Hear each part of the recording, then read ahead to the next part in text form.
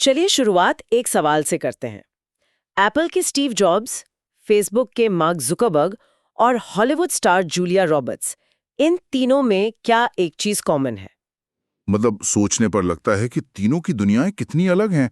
एक टेक्नोलॉजी का जीनियस, एक सोशल मीडिया का बादशाह और एक सिनेमा की दुनिया की रानी। बिल्कुल।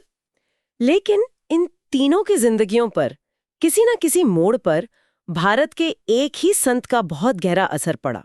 और ये कोई ऐसे संत नहीं थे जिन्होंने बड़े बड़े प्रवचन दिए हों या अपनी कोई मार्केटिंग की हो। ये वो हस्ती थे जिनका प्रभाव हिमालय की शांत वादियों से निकलकर बिना किसी कोशिश के अमेरिका की हाईटेक सिलिकॉन वैली तक पहुंच गया। तो आज हम इन्हीं रहस्यमयी संत नीम करोली बाबा की कहानी में गहराई से उतरेंगे।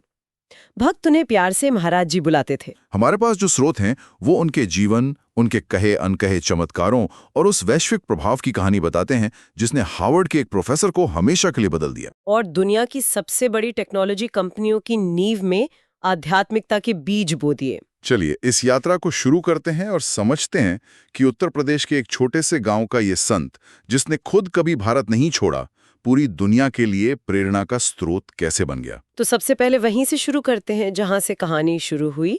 महाराज जी जो बाद में इतने प्रसिद्ध हुए, उनका शुरुआती जीवन कैसा था? क्या वो बचपन से ही कुछ अलग थे? उनका जन्म लगभग 1900 में उत्तर प्रदेश के अकबरपुर गांव में हुआ था, लक्ष्मी नारायण शर्मा के नाम से। और हाँ, स्रोत बताते हैं कि वो बचपन से ही अलग थे। अच्छा, किस तरह से? मतलब उनका परिवार एक संपन्न ब्राह्मण परिवार था, लेकिन लक्ष्मी नारायण का झुकाव बचपन से ही आध्यात्मिक की ओर था। सांसारिक चीजों में, खेल कूद में उनका मन कभी नहीं लगा। वो अक्सर ध्यान में खोए रहते थे। और इसी वजह से बहुत कम उम्र में उन्होंने घर भी छोड़ दिया था, है ना? हाँ, ये उनके जीवन का एक बहुत बड़ा मोड़ था। उस समय की प्रथा के अनुसार सिर्फ 11 साल की उम्र में उनकी शादी कर दी गई। 11 साल की उम्र में? जी, और इस बंधन को वो स्वीकार नहीं कर पाए। शादी के तुरंत बाद घर त्याग कर एक सन्यासी का जीवन अपना लिया। वो कई सालों तक पूरे उत्तर भारत में एक साधु के रूप में घूमते रहे। लेकिन वो वापस भी तो आए थे। हाँ, उनके पिता ने उन्हें ढूंढ निकाला और घर वापस आने के लिए मनाया। पिता की आज्ञा का मान रखते हुए वो गृहस्थ जीवन में लौटे। उनके 2 बेटे और एक बेटी भी हुई।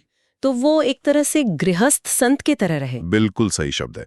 परिवार के साथ रहते हुए भी उससे पूरी तरह अलिप्त। आखिरकार 1958 में जब उनके बच्चे सेटल हो गए तो उन्होंने स्थायी रूप से संन्यास ले लिया। और यहीं से लक्ष्मी नारायण शर्मा के नीम करोली बाबा बनने का सफर शुरू होता है। ये नाम कैसे पड़ा? इसके पीछे की कहानी तो बहुत ही मशहूर है। हाँ, और ये घटना उनके व्यक्तित्व को भी बहुत अच्छे से दर्शाती है। हुआ ये कि महाराज जी एक बार फर्रुखाबाद के पास नीम करौरी नाम के गांव से ट्रेन में सफर कर रहे थे। और उनके पास टिकट नहीं था। जी, उनके पास टिकट नहीं था।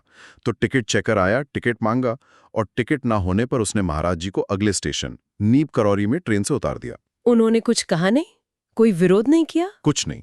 वो चुपचाप उतरे और पास के एक पेड़ के नीचे जाके बैठ गए। और फिर? असली कहानी यहीं से शुरू होती है। गार्ड ने हरी झंडी दिखाई, ड्राइवर ने हॉर्न बजाया, लेकिन ट्रेन अपनी जगह से 1 इंच भी आगे नहीं बढ़ी। 1 इंच भी नहीं? 1 इंच भी नहीं। सब हैरान थे। इंजन की जांच की गई, ब्रेक देखे गए, सब कुछ ठीक था, लेकिन ट्रेन जैसे जमीन से चिपक गई थी। ये सुनने में किसी लोक कथा जैसा लगता है।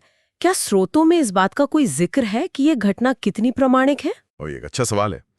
देखिए, इसका कोई वैज्ञानिक प्रमाण तो नहीं है, लेकिन ये घटना उस इलाके की लोक स्मृति का हिस्सा बन चुकी है। कई स्रोतों और प्रत्यक्षदर्शियों के हवाले से ये कहानी बार बार बताई गई है। अच्छा। कहते हैं कि जब सारी कोशिशें नाकाम हो गई तो भीड़ में से किसी ने कहा, शायद उस साधु को उतारने की वजह से ऐसा हो रहा है, उन्हें वापस बुलाओ। और अधिकारियों ने मान लिया? पहले तो नहीं, लेकिन जब कोई चारा नहीं बचा तो वे बाबा के पास गए, उनसे माफी मांगी और सम्मान के साथ उन्हें वापस ट्रेन में बिठाया। और जैसे ही बाबा ट्रेन में बैठे, ट्रेन चल पड़ी। हाँ, उसी दिन से नीम करौली गांव के नाम पर लोगों ने नीम करोली बाबा कहने लगे। तो इस घटना ने उन्हें पहचान दी, लेकिन जो बात सबसे ज्यादा हैरान करती है वो ये है कि उनकी ख्याति हजारों मील दूर समंदर पार कैसे पहुंची, और वो भी हार्वर्ड यूनिवर्सिटी में। ये कहानी 1960 के दशक के अमेरिका की है। वो एक उथल-पुथल का दौर था। वियतनाम युद्ध, नागरिक अधिकार आंदोलन, युवा पीढ़ी स्थापित व्यवस्था से मोहभंग महसूस कर रही थी। ये वही दौर था जिसे हिप्पी आंदोलन भी कहा जाता है, जहां शांति, प्रेम और आध्यात्मिक खोज की बातें हो रही थीं। बिल्कुल। इसी माहौल में हार्वर्ड के 2 प्रोफेसर, टिमोथी लियरी और रिचर्ड एल्पर्ट, चेतना के विस्तार को समझने के लिए LSD जैसे पदार्थों पर प्रयोग कर रहे थे। पर ये तो बहुत विवादास्पद रहा होगा। बहुत ज्यादा। और इसी वजह से हार्वर्ड ने उन्हें निकाल भी दिया। अपनी इसी आध्यात्मिक खोज में रिचर्ड एल्पर्ट 1967 में भारत पहुंचे। और यहाँ उनकी मुलाकात नीम करोली बाबा से हुई। हाँ, और उनकी पहली ही मुलाकात में कुछ ऐसा हुआ जिसने रिचर्ड की पूरी दुनिया हिला दी। क्या हुआ था? सोचिए, रिचर्ड एक अमेरिकन प्रोफेसर हैं जो पहली बार एक कंबल ओढ़े भारतीय संत से मिल रहे हैं।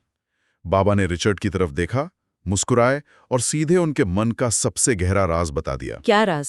उन्होंने रिचर्ड से उनकी मां के बारे में बात की जिनकी कुछ महीने पहले ही स्प्लीन फटने से मृत्यु हुई थी। ये एक ऐसा दुख था जिसे रिचर्ड ने किसी से साझा नहीं किया था, वो भी इतनी बारीकी से।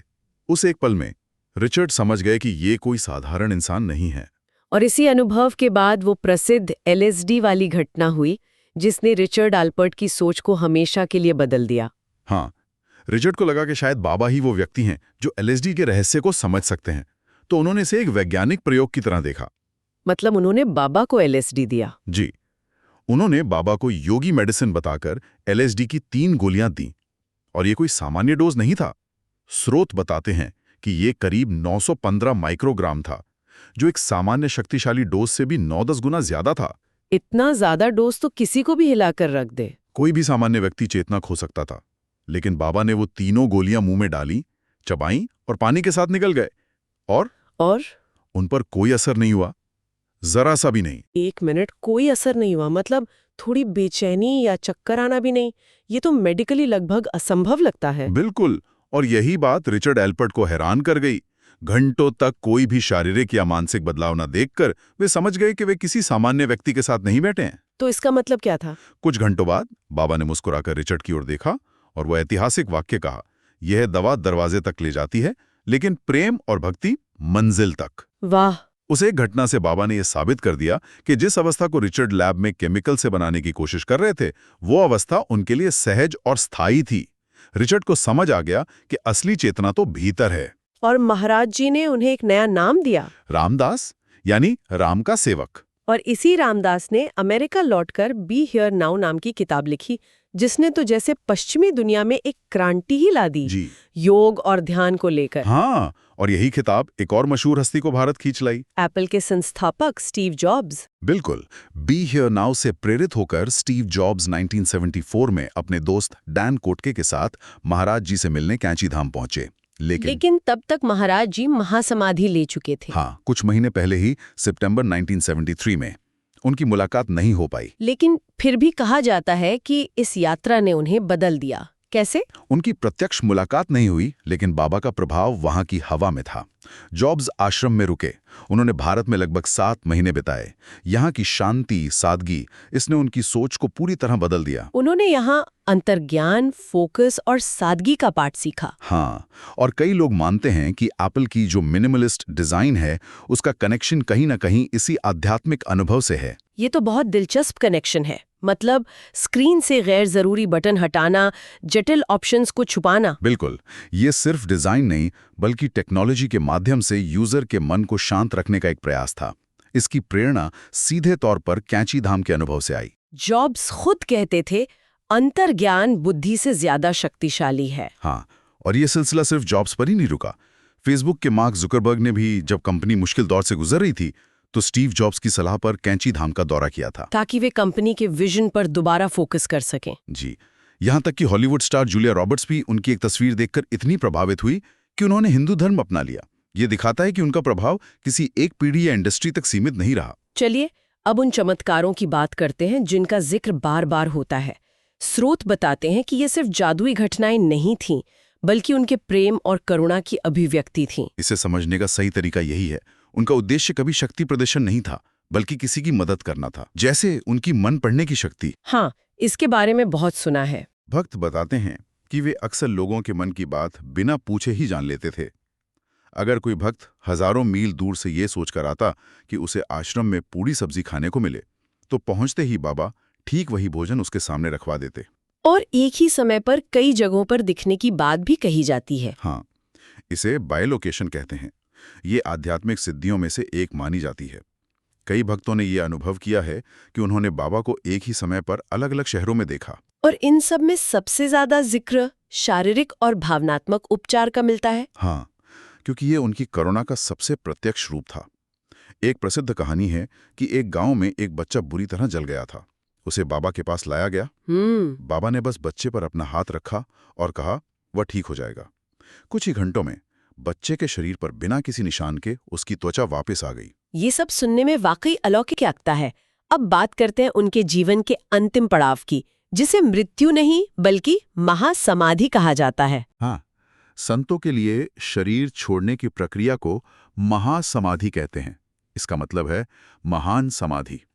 ये एक सचेत और स्वैच्छिक प्रक्रिया मानी जाती है। तो ये प्रक्रिया कैसे हुई? क्या इसके कोई संकेत थे पहले से? ऐसा लगता है कि यह एक सोची समझी प्रक्रिया थी। महाराज जी ने 11 सितंबर 1973 को अनंत चतुर्दशी के दिन वृंदावन में अपना शरीर त्यागा। उन्होंने जगह भी वृंदावन को चुना? हाँ, जो उनके लिए बेहद प्रिय स्थान था। उस दिन उन्होंने पहले आगरा में एक हृदय विशेषज्ञ से अपनी जांच कराई। इसके बाद वे रात की ट्रेन से वृंदावन के लिए निकले। यात्रा के दौरान ही उनकी तबीयत बिगड़ने लगी और वे डायबिटिक कोमा में चले गए। और उन्होंने अंतिम सांस कृष्ण की भूमि वृंदावन में ली। जी, ट्रेन जब वृंदावन पहुंची तो भक्त उन्हें अस्पताल ले गए। वहां सुबह लगभग 1:15 पर उन्होंने अंतिम सांस ली। कहा जाता है कि उनके अंतिम शब्द जय जगदीश हरे थे। आज भी वृंदावन आश्रम में उनका समाधि मंदिर है, जहां हर साल सितंबर में विशाल भंडारा होता है। हाँ, और भक्तों का मानना है कि बाबा ने सिर्फ शरीर छोड़ा है, उनकी चेतना और उनकी कृपा आज भी उतनी ही जीवंत है। जैसा कि वो खुद कहते थे, मैं कहीं नहीं जाता, मैं यही हूँ। तो उत्तर प्रदेश के एक छोटे से गांव से शुरू हुई कहानी हार्वर्ड, सिलिकॉन वैली और हॉलीवुड तक पहुंच गई। महाराज जी का जीवन ये दिखाता है कि कैसे प्रेम, सेवा और सादगी का संदेश हर सीमा को, हर संस्कृति को पार कर सकता है। उनकी विरासत आज भी उनके आश्रमों में जीवित है। और ये वाकई फैसिनेट्स करता है कि कैसे एक व्यक्ति जो खुद को प्रचार से कोसों दूर रखता था, आज भी लाखों लोगों के दिलों पर राज करता है। उनका प्रभाव समय के साथ कम होने के वजह और गहरा होता जा रहा है। आज की इस पूरी चर्चा के बाद एक विचार सोचने पर मजबूर करता है। महाराज जी का जीवन हमें सिखाता है कि सबसे बड़ा चमत्कार तर्क या अलौकिक शक्तियों में नहीं, बल्कि बिना शर्त प्रेम करने और सेवा करने की क्षमता में है।